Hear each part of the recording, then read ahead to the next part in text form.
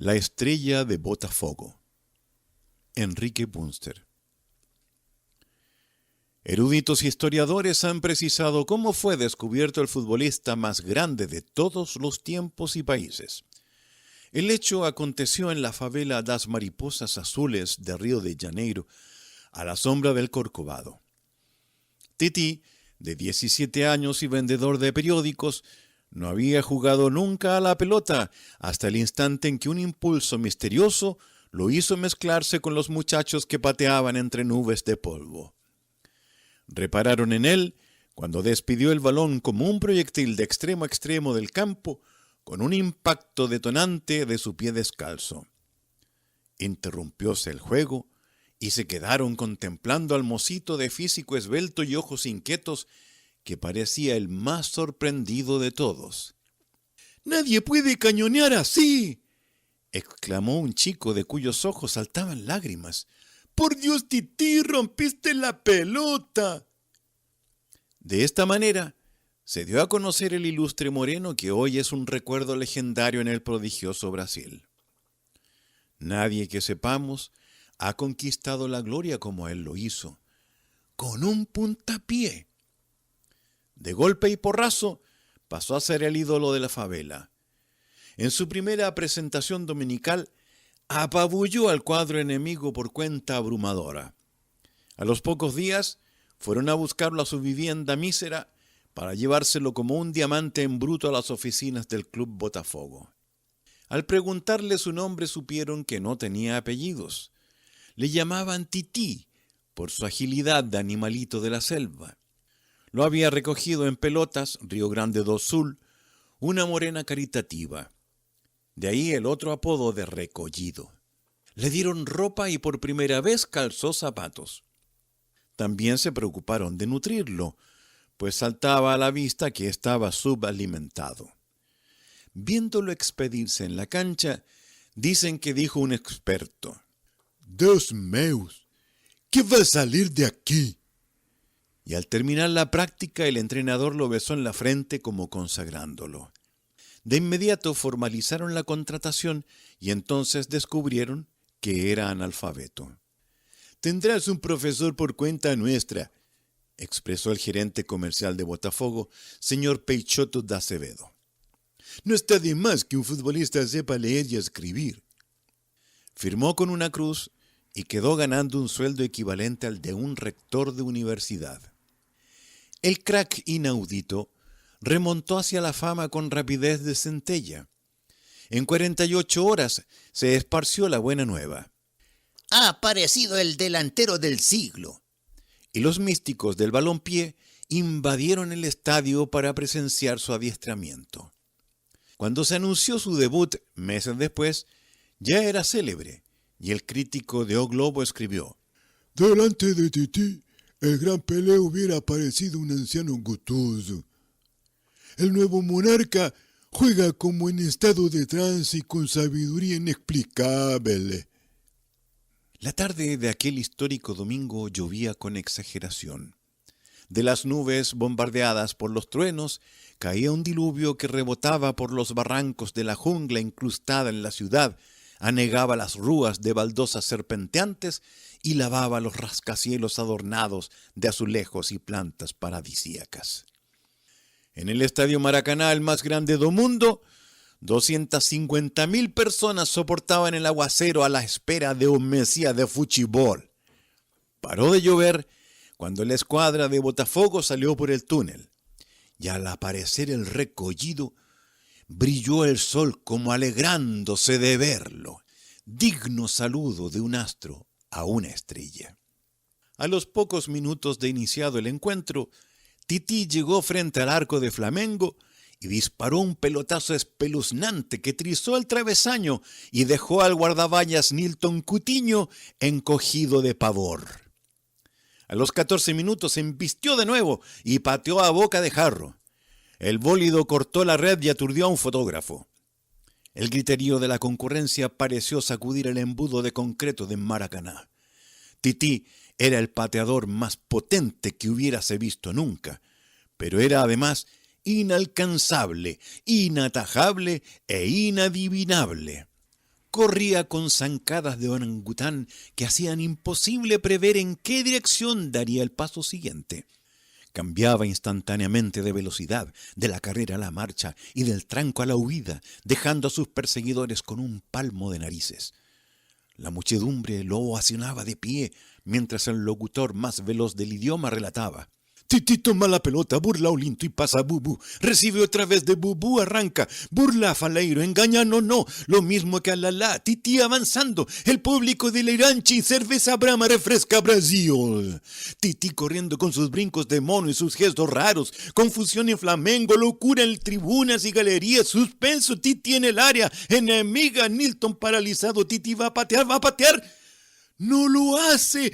Y entra al arco, cosa increíble, entra al arco arreando la pelota. ¡Gol! ¡Gol de Titi sin patear, señoras y señores! ¡Gol! Sin patear entró este hombre en el pórtico de Nilton como Pedro por su casa. Séptimo gol consecutivo de Titi a los 8 minutos del segundo tiempo. Botafogo 9, Flamengo 2, tormenta de gritos y risas saludando esta masacre de goles aquí en el Estadio Maracaná. Así transcurrió esa jornada memorable. Al sonar el pitazo final volaron sombreros, diarios y abanicos, y al vaciarse el mar humano por las portadas del estadio, cantando y bailando el samba, un carnaval espontáneo se armó en las calles de la ciudad más alegre del mundo. El país experimentó una sensación de fortalecimiento. Era la confianza de que el Brasil podría tremolar invicta su bandera verde, parecida a una cancha con un balón al centro. Se sentía a la patria defendida. Por eso, el nuevo solista del césped conquistó el amor de decenas de millones de almas. De un día para otro se encontró convertido en una especie de imagen de devoción. Su retrato en camiseta cubría los kioscos de revistas y adornaba los escaparates. Luego decoró las paredes de los dormitorios infantiles e invadió las casiñas aglomeradas sobre los precipicios. Rotativos y semanarios dedicábanle columnas y páginas, homenaje permanente que el campeón absorbía a tropezones con su corto conocimiento del silabario. Lo enfocaban las cámaras de televisión. ¿Por qué juega fútbol? Porque soy un jugador de fútbol. Risas en el auditorio y aplausos. ¿Se considera un futbolista intuitivo o cerebral? Goleo con la cabeza igual que con los pies. Salva de risas y aplausos. La crítica ha afirmado que el boceto de su juego es impresionista, con influencia de Nené. ¿Pero no le parece que su ejecución es abstracta? Eso se verá en Sao Paulo, donde espero defender los colores de mi cuadro. Carcajadas y gritos. ¡Genial! ¡Genial! Vestía deslumbrantes ternos de seda y se fue adornando con prendedores y colleras de oro, flor en el ojal y monóculo de fantasía a la portuguesa. A la puerta de su departamento de la Rúa Lord Cochrane se estacionaban los admiradores para pedirle autógrafos y estrecharle la mano. Dondequiera que fuese, lo seguía una escolta de curiosos y niños fascinados. Nadie hace caso de nadie en las calles de Río, donde lo usual es ver pasar a lumbreras del mundo en traje de baño. Pero al entrever a Titi, la gente corría en su persecución para mirarlo de cerca. Encandilado por la visión del ídolo, un chofer entró con su camión en una peluquería de señoras. Viajando con Botafogo por los estados, sembró a su paso la euforia de las masas y los alaridos de los locutores. En Sao Paulo hizo rugir al estadio marcando un gol con el estómago. En Belo Horizonte, un místico que no consiguió entrada sacó su revólver y asesinó al boletero. En Recife hizo ganar a su escuadra por 10-1.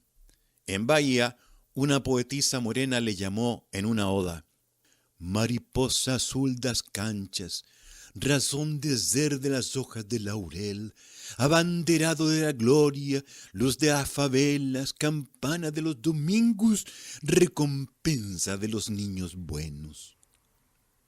Su celebridad trascendió hasta Londres, y un ejecutivo de Arsenal Incorporated voló dispuesto a comprarlo para el equipo campeón de las Islas Británicas. Al llegar este financiero al aeropuerto de Galeão, una turba de mocetones lo recibió con feroz silbatina. Sir T. Crocus sonrió encantado creyendo que era una manifestación de bienvenida, y solo salió del error cuando un huevo de avestruz hizo impacto en su noble faz. Pero Inglaterra ofrecía más de cuanto pagara nunca por un deportista o por un pulsank, y las agencias informativas comunicaron que Tití iba a ser transferido. Solo esto esperaba el pueblo para echarse a la calle a protestar. Una columna de 5.000 hombres y mujeres desfiló vociferando, mientras que otra poblada rodeaba la casa del cónsul inglés para darle una serenata con música de palanganas y tarros parafineros. Estos desórdenes cesaron cuando se supo que el gobierno de Brasilia había mandado suspender las negociaciones. Don Teófilo Peixoto de Acevedo se trasladó a la capital y en el Palacio de Alvorada tuvo lugar este diálogo tajante. Hemos tomado el acuerdo de prohibir que Tití sea exportado. Señor ministro, la oferta es de 300.000 libras por 3 años de contrato. No podemos, señor Peixoto, privar al pueblo de su deportista más inspirado. De hacerlo, la impopularidad caería sobre el gobierno en vísperas de elecciones. Pero Tití va a ser lesionado en sus intereses. El jugador no será lesionado, porque el Estado arbitrará medidas compensatorias en el área esterlina. Y a propósito, ¿cuándo veremos a Botafogo jugando en Brasilia? Nuevamente las multitudes se desbordaron, pero esta vez en un delirio de alegría. El centro de Río presenció un carnaval pequeñino que paralizó el tránsito y obligó a cerrar las oficinas. Desfilaron las escuelas de samba con sus murgas estrepitosas, 2.000 futbolistas en tenida de cancha, la academia de locutores de la universidad y millares de místicos portando banderitas y bailando. 2 semanas después se celebraron las elecciones generales del Parlamento y las candidaturas gobiernistas triunfaron por abrumadora mayoría. Sus biógrafos están de acuerdo en que fue entonces cuando Tití tomó el camino de la leyenda. Nadando en libras esterlinas, adquirió una mansión a los pies del Pan de Azúcar, a orillas de la Ensenada, donde descansan los veleros del placer de los magnates. A esta residencia de ensueño se llevó a vivir a la morena que lo recogió en un portal de Río Grande do Sul. Llevóse también a un secretario que contestaba las cartas de los inventores, sablistas y niñas casaderas, a un guardaespaldas y al profesor encargado de alfabetizarlo. Cuando quiso comprar un automóvil, la fábrica se lo obsequió. Era el vendedor más eficiente y mejor remunerado. Recibía sumas increíbles por declarar: «Para mí, cerveza Brahma». El cura de su parroquia le confió el cepillo en la misa de moda. El cepillero de monóculo recogía el dinero en un canasto. De igual modo se agotaban las entradas para el striptease. Se anunciaban que Tití desabrocharía el portaligas de Miss Pernambuco. De pronto, la sugestión colectiva comenzó a dar sus frutos de floresta tropical. Un periodista, hasta entonces inofensivo, publicó lo siguiente: Tití ha entrado en los dominios de armonía pura. Su actuación de anoche pudo haber sido una sonata para piano y pelota. Cierto es también que había hecho filigranas y culminó marcando un gol con el trasero. Pero esto no era más que el comienzo. Todo el país oyó hablar del prodigio acaecido en el barrio de Leblon. Un niño que se moría de enfermedad misteriosa balbuceó en su delirio que quería ver a Tití. El enloquecido padre salió a la carrera y 1 hora después estaba Tití sentado al borde del lecho. El niño miró al dios humano con sus ojos vidriosos de fiebre, y cuando éste tomó sus manos y le sonrió, el pequeño moribundo devolvió la sonrisa y le dijo: «Recollido, ¿harás otro gol con otra Seiro?» «Por cierto que sí, y tú lo verás. Y el árbitro se tragará el pito de risa. El enfermito se durmió sonriendo y 3 días después jugaba en el jardín de su casa. A raíz de este episodio conmovedor e inexplicable, un publicitario visitó a Tití para ofrecerle 1.000.000 de cruzeiros por acompañar a cierto político en su gira por el estado. La entrevista tuvo lugar a la sombra del toldo de la terraza, mirando hacia la bahía poblada de velas. ¿Y para qué tengo que ir con el político? Para atraer gente. Es candidato a una elección de senador. ¿Y qué tengo que hacer? Nada, bastará con que anunciemos que usted va en la comitiva. Esperó al público en el muelle del ferryboat. Iban a Niterói, cuyos rascacielos se apiñan al otro lado de la rada de Guanabara. Al entrar en el puerto, divisaron un lienzo de bienvenida con este rótulo: Recollido. Llamó la atención de los pasajeros la enorme cantidad de enfermos, ciegos y paralíticos en sillas de ruedas que esperaban en el embarcadero. Trepándose a la tribuna, el estadista exclamó: ¡Electores de Niterói! ¡Ti, ti, ti, ti!, gritó la multitud. ¡Amigos míos de Niterói! ¡Leales amigos de vuestro leal candidato! ¡Titi, devuélveme la vista! Titi, tú que sanas a los moribundos, cura a un paralítico. Espantado de lo que oía, el delantero retrocedió y, viendo cómo la gente empezaba a rodearlo, emprendió la huida a lo largo del muelle. ¡Titi! ¡Haz que yo pueda volver a caminar! Gritaba un hombre que corría persiguiéndolo. Sin hallar hacia dónde huir, el fugitivo se lanzó al mar y nadó hasta abordar un ferry que salía para Río. Su última visión de Niterói fue la del ex inválido que brindaba arrojando las muletas al agua. Esta experiencia de pesadilla atacó los nervios del goleador. Al llegar a casa, sufrió una crisis histérica y sus servidores tuvieron trabajo para calmarlo. Pero las cosas empeoraron por la noche cuando la radio informó que Tití había realizado su segunda curación maravillosa. ¡No he curado a nadie!, gritó parándose de la mesa. ¡Lo que falta es que se me venga todo el mundo encima! Dicho y hecho. A las 10, los fotógrafos y reporteros pechaban a la puerta de la mansión. El aterrorizado futbolista pasó la noche sin pegar los ojos, y así lo sorprendió la algarabía de los papagayos que anunciaban el amanecer en la espesura del pan de azúcar. Con el desayuno le llevaron los diarios matutinos, y ahí estaba la información sensacional en primera página. El bien informado redactor decía: en el curso de una visita a Petrópolis, nuestro cañonero accedió a ejercitar sus dotes pasmosas, curando a un poliomielítico con solo tocar sus rodillas. A raíz de este milagro, centenares de infelices gestionaban anoche su traslado a Río en busca de mejoría. ¡Milagros!, gritó Tití saltando fuera del lecho. ¡Esto no puede ser! Corrió escaleras abajo llenando la casa con sus voces. ¡Pongan llave a las puertas! ¡Agripiña, baja las ventanas! ¡Napoleón, llama a la policía! 2 horas después, la residencia estaba rodeada por un cordón de guardianes que mantenían a raya a una turba de curiosos. Abriéndose camino a bocinazos, llegó don Teófilo Peixoto de Acevedo, el que entró por la puerta de servicio después de dar el santo y seña convenido. «Ordem e progreso». ¡Me tienen sitiado!, exclamó Tití al verlo precipitarse en el living. ¡Necesito que me lleven a un refugio secreto! No será fácil, meu filho. Allá afuera una bandada de cacatúas de la prensa. Si te disfrazaras de no sé qué, trataría de raptarte no sé a dónde. Vistieron al crack con una falda, blusa y pañolón de Agripiña. Llenaron rápidamente una maleta y consiguieron escapar despistando a los perseguidores. Cuando tuvo al fugado en su escondite a 40 kilómetros de la ciudad, el señor Peixoto de Acevedo comentó: «Ahora que estamos solos, ¿cómo haces eso?» «¿Qué cosa?»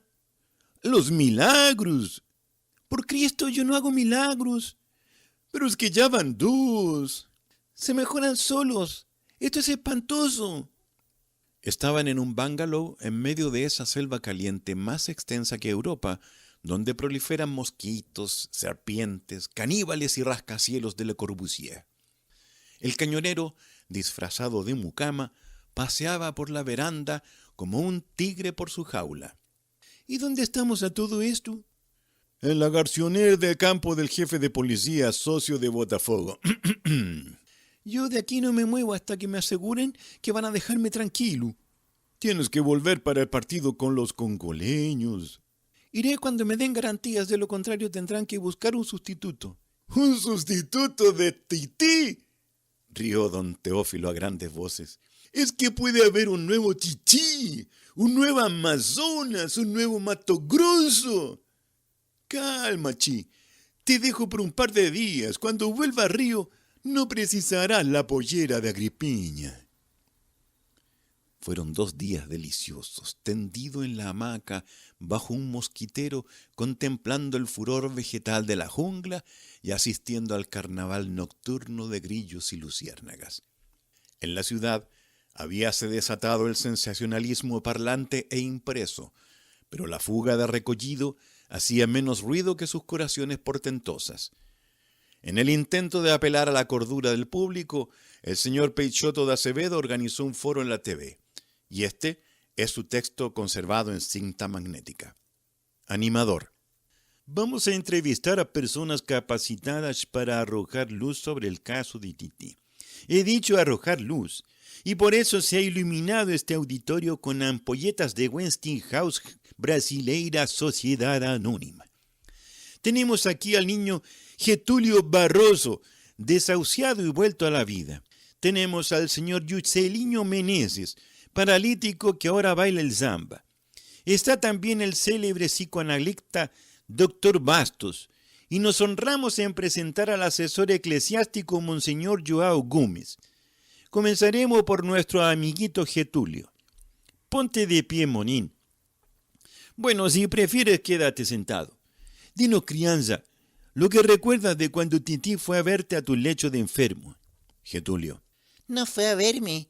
Yo soñé con Tití, pero no lo veía bien, como si hubiera poca luz. Animador. Ah, vamos, no tendrían ampolletas Westinghouse. Getulio. Sí, eran Westinghouse. Animador. Bueno, siendo Westinghouse brasileña, tenían que ser buenas. Getulio. No, no son buenas. Pestañean y se queman. Animador. Bien. Prosigamos. ¿Qué puede decirnos el papá del simpático Getulio? Señor Barroso. Bueno, Tití estuvo en casa. Yo fui a buscarlo. A raíz de su visita empezó a bajar la fiebre. Supongo que mi hijo confunde a causa del delirio. Doctor Bastos. Así es, en efecto. Animador. Queden claro que la presencia de Tití produjo la mejoría. Veamos el otro caso, el de Juscelino Meneses. Getulio. ¿Puedo irme? Animador. Sí, por favor. Cuéntenos, Juscelino, su curación en Niterói. Juscelino. No sé hablar. Soy un pobre analfabeto. Animador. No se preocupe, la mitad de la población del país es analfabeta. Primero los estadios, después los estudios. ¿Por qué fue a recibir a Tití? Juscelino. Porque decían que había resucitado a un niño. Me puse tan dichoso cuando lo vi que salí corriendo y él se asustó y se tiró a la agua. Animador. Él no lo tocó, no le habló. Juscelino. No le estoy diciendo que apretó a correr. Animador. Entonces ha sido la fe la que obró el milagro. Juscelino. Yo no profeso religión. Animador. ¿No cree en Dios? Juscelino. No, soy del noreste. Animador. Bien, tenemos aquí un hombre que no admite los milagros. Seguramente ustedes querrán saber qué opina al respecto, Monseñor Gómez. Monseñor, tenga la bondad. Getulio. Hola, volví y fui al unitario. Animador. Monseñor, los telespectadores esperan conocer la opinión eclesiástica sobre el caso de Juscelino Meneses. Aquí en una curación calificada de milagrosa no ha bastado para moverlo a la fe. Monseñor Gómez. ¿Quién la calificó de milagrosa? Animador. Bueno, el pueblo, la gente. Monseñor Gómez. ¿Y el animador de la televisión?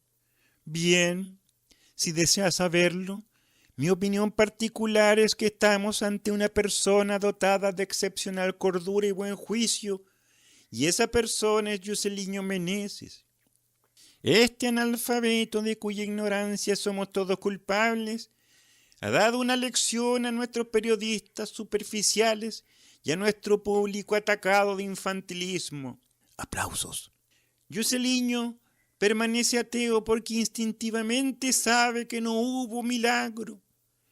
Parece mentira que tenga que yo explicar que su curación no reúne ni una sola de las condiciones del hecho milagroso. Tití no es un santo, no tuvo relación mental con el enfermo, no lo conocía, no le dirigió la palabra, no lo tocó, no lo vio, hasta después de estar curado. La verdad es, queridos hermanos, que Juscelino muestra mayor discernimiento que muchos creyentes que leen y que escriben. Gritos de adhesión y ardorosos aplausos. Señor Barroso. ¿Por qué el paralítico tiró las muletas y corrió? Doctor Bastos. Se trata de un fenómeno de sugestión o de histeria producido por el tremendo deseo de mejorarse y por la fanática admiración que despierta el futbolista. Animador. ¿Qué habría pasado si Tití hubiera permanecido delante de los tullidos y sordomudos que había en el muelle? Doctor Bastos. Probablemente algunos de ellos habrían recobrado la salud, o tal vez no. Monseñor Gómez. Es tranquilizador que estos hechos se reduzcan a sus justas proporciones. Quisiéramos hacer desde aquí un llamado. Animador. Agradezco a ustedes en nombre de Ampolletas Westinghouse Brasileira. Monseñor. Un llamado a la conciencia pública. Animador. Y ponemos fin a este reportaje de 5 minutos improrrogables auspiciados por Westinghouse Brasileira, Sociedad Anónima por Acciones. De esta manera, las cosas fueron puestas en su lugar. Pero sucede que la mayoría no ve televisión. Y por otro lado, los enfermos no renunciaban a su anhelo de mejoría. Al regresar Tití de la selva, encontró su casa como la había dejado, cercada por los guardianes y rodeada de un piño de suplicantes.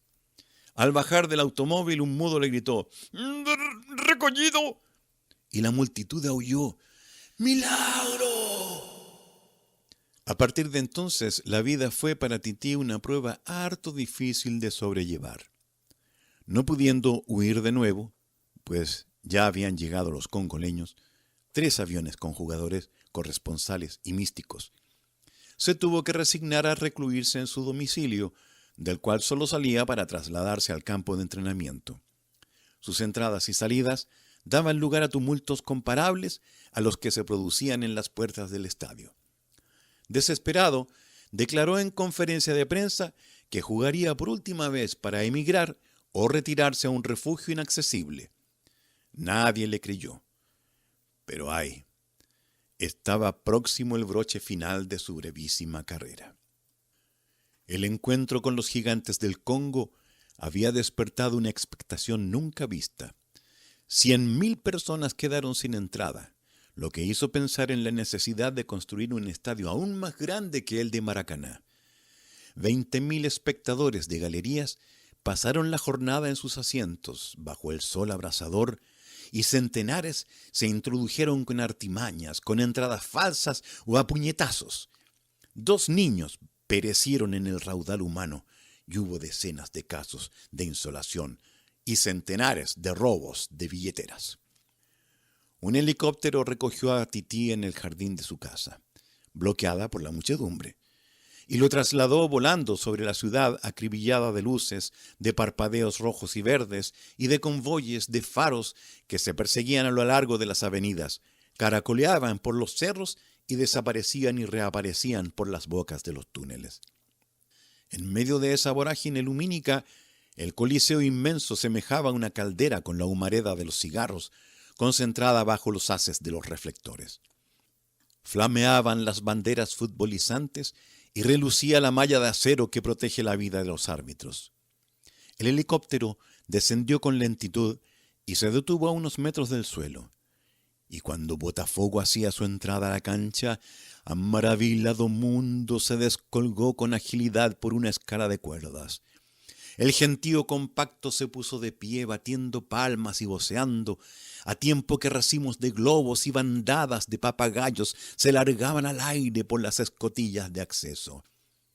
A la recepción apoteósica siguió el aplauso tibio, que saludó a los invictos del Congo, gigantones de pies descomunales y camisetas rojas que obsequiaron banderines, pero no sonrisas. Tarea difícil resumir un partido que cierto diario de Río llamó Jutlandia de Céspedes. Desde las primeras evoluciones de las escuadras se echó de ver la aviesa estrategia de los cañoneros africanos. Bebé y Pipo rodaron lesionados, efecto de colisiones intencionales. Y aprovechando esta ventaja, el enemigo batió 2 veces consecutivas el arco de Botafogo. Entretanto, un hombre vigilaba al peligroso Tití, siguiéndolo de cerca sin quitarle de encima su mirada oblicua. Tan pronto el crack arrancó con la pelota entre los pies, este sujeto y 2 o 3 de sus conmilitones lanzáronse a interceptarlo. Y uno de ellos lo atropelló con propósito inequívoco. Tití rodó lejos y de la violenta caída se levantó dando señales de fuertes dolores. Dio unos pasos tambaleantes y volvió a caer. La concurrencia saltó de sus asientos. 250,000 de almas y un clamor indescriptible se elevó dentro de ese valle de cemento. Arrojaron botellas y cocos sobre el infractor y sobre el árbitro argentino, que no atinó a censurar la falta. Con 3 de sus hombres arrastrándose por el campo, el disminuido Botafogo movía lástima en sus desesperados esfuerzos por no dejarse arrollar. Y así terminó la primera etapa de la batalla. Congo 5, Botafogo 0. Durante los angustiosos minutos del intervalo, expertos masajistas trabajaron con ardor para ayudar a recuperarse al ídolo descalabrado, mientras el entrenador enfurecido le daba a beber aguardiente con pólvora. El público guardaba silencio como si estuviese entregado a la oración. En el gabinete de transmisiones un comentarista llamaba a los africanos rinocerontes y al referí moniguchi. Una ovación hizo revivir el estadio cuando Recollido reapareció andando con una ademán de resolución sombría. «Ahora verán», parecía decir con su boca apretada. Sonó el pito y fue como si se desatara una fuerza de la naturaleza. Tití se apoderó de la pelota, corrió con sus zancadas de orangután, ayudado por la mirada de 500,000 ojos que parecían llevarlo en vilo, y desde 20 pasos hizo fuego contra la valla enemiga. El goalkeeper no tuvo tiempo de pensar. ¡Gol!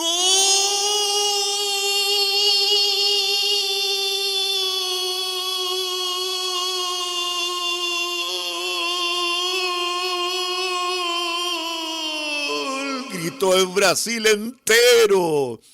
Uno de los locutores radiales dio comienzo al alarido más largo que se ha escuchado jamás. En el mismo instante un cañonazo retumbó del lado de Guanabara. Era la salva de un destructor disparada en señal de júbilo patriótico. Su estampido rebotó en la mole del pan de azúcar, en la mesa del emperador y en el enhiesto corcovado donde resplandecía el Redentor. Y siguió multiplicándose en el caos de islas y montañas, como si la flota nacional hubiese entrado en acción. Cuando esos ecos se extinguieron, el alarido del locutor continuaba. Parecía que duraría toda la noche. De pronto, el artista puso los ojos blancos, giró sobre sí mismo y cayó muerto como un héroe sin soltar el micrófono. A partir de entonces, la mariposa azul de las canchas revoloteó olivando el néctar de las ovaciones. Al minuto siguiente, llegó otra vez ante el arco africano y desde 2 metros tiró un pelotazo homicida. El guardaballas atajó, por simple casualidad, pero fue a dar al fondo de la red con las manos quebradas y la pelota reventada. A los 7 minutos, nueva patada horrísona a una nueva pelota contra el nuevo arquero Mochomba. A los 14 minutos, El marcador señalaba el empate y el estadio se volvió un manicomio de gritos, brincos y cosas lanzadas al aire. Viendo perfilarse la derrota, los congoleños repitieron la táctica del palitroque, dejando a Pipo y Catete contusos. Una batahola de trompones y puntapiés fue la consecuencia, y el árbitro no halló nada mejor que expulsar a 2 de los jugadores brasileños. Patriotas iracundos destruyeron secciones de la malla salvavidas y un coco dio bote en la coronilla del señor Juan Carlos Leguizamón. En el tiempo que tardaron Catete y Pipo en reponerse, los arteros africanos batieron otras 2 veces la valla de Botafogo. Tormentosas rechiflas condenaron esta ventaja inmérita, pero la razón de ser de las hojas de laurel iba ganando en inspiración por momentos, y sus divinas jugadas quitaron toda esperanza al congoleño. Coqueteaba sobre el césped como el lápiz del caricaturista sobre el papel. La pelota era un colibrí entre sus pies cuando algún iluso intentaba arrebatársela. Era una pluma en la borrasca cuando corría con ella burlando interceptores, y era una bala de cañón cuando la disparaba al arco. Cosa nunca vista, sus propios contrincantes se iban convirtiendo en espectadores. Lo seguían con mirada hechizada y uno de ellos aplaudió. Todo el estadio fue testigo cuando, a raíz de una caída, la campana de los domingos marcó el 10º gol desde el suelo. ¡Desde el suelo! ¿Cómo lo oyen? Aulló el locutor que sustituía al que había fallecido. Cayó, retuvo el balón entre los botines y con patada insospechada derrotó al desprevenido Mochomba. Faltando 7 minutos para finalizar el partido, el hombre de pelotas ha producido el gol más inaudito de la historia. Todo lo anterior había quedado en la sombra. Por eso aplaudió el africano Lolombo y sus coterráneos mostraron los colmillos en muecas parecidas a sonrisas. ¿Qué más podía verse esa noche? La multitud afónica y sudorosa empezó a moverse en demanda de los pasillos, y entonces apareció el helicóptero que venía a recoger al abanderado de la gloria, a llevárselo por el aire por su nuevo camino, el cielo. Descendí hasta unos 90 pies, dijo más tarde el piloto al declarar en el sumario policial. y me quedé observando el juego que estaba por terminar. Es muy curioso visto desde arriba. Los jugadores parecen pigmeos aplastados contra el suelo y la pelota es la que juega con los hombres. De pronto el número 10 de Botafogo, todos saben que habló de Tití, corrió a lo largo de la cancha que semejaba el tapete verde de una mesa de billar, llevando entre los pies la bola blanca. Después de eludir a 2 o 3 individuos, la luz de la favela se encontró ante una compuerta de zagueros y medio zagueros, a través de la cual no podía filtrarse. Pero un poco aparte de este grupo y cerca del pórtico africano, vio al árbitro. Con la rapidez del relámpago calculó y pateó contra el señor Leguizamón. El balón rozó matemáticamente el cuerpo del referí y, cambiando de dirección, entró en la valla como una pedrada. Era el primer gol conseguido en el mundo utilizando al arbitrador. En ese instante terminó el match y se produjo el tumulto. Mientras el estadio enloquecía, los congoleños corrieron a rodear a la recompensa de los niños buenos, como también le llamará la posteridad. El fabuloso jugador pareció sucumbir entre los rojos uniformes de los gigantes. Divisé su camiseta cuando entre varios se la arrancaban como una reliquia. Coincidió esto con el derrumbe de la malla de seguridad y la avalancha de místicos con banderitas congoleñas que invadió el campo en medio del griterío selvático. Nada más distinguí de esa escena incongruente hasta que acudió la policía. La policía, demasiado tarde para advertir a Mochomba y sus piadosos paisanos que lo que estaban haciendo no era costumbre en el país, salvo naturalmente en el interior, en los misteriosos territorios de la Amazonía, donde todavía practican las tribus el rito de devorar al enemigo ilustre para posesionarse de sus virtudes de valor e inteligencia, con el objeto de elevar el espíritu hacia altas metas de perfección.